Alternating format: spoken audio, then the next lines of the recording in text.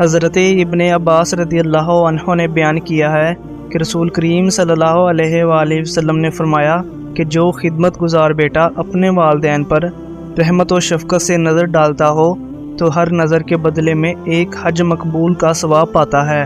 لوگوں نے عرض کیا کہ اگر وہ دن میں 100 مرتبہ اس طرح نظر کر لے؟ آپ نے فرمایا کہ ہاں، 100 مرتبہ بھی ہر نظر پر یہی ثواب ملتا رہے گا۔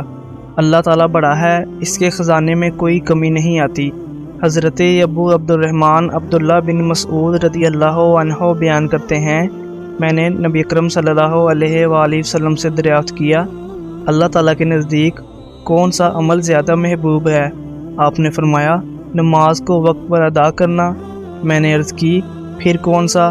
آپ نے فرمایا، والدین کے ساتھ اچھا سلوک کرنا۔ میں نے عرض کی، پھر کون سا؟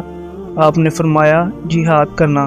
حضرت ابو ذر رضی اللہ عنہ فرماتے ہیں کہ رسول اللہ صلی اللہ علیہ وآلہ وسلم اپنے حجرہ مبارک سے نکل کر مسجد نبوی میں ہمارے پاس تشریف لائے اور فرمایا کہ کیا تم جانتے ہو کہ اللہ کے نزدیک بہت پیارا عمل کون سا ہے؟ کسی کہنے والے نے کہا، نماز یا زکوٰۃ، اور ایک کہنے والے نے کہا، جہاد۔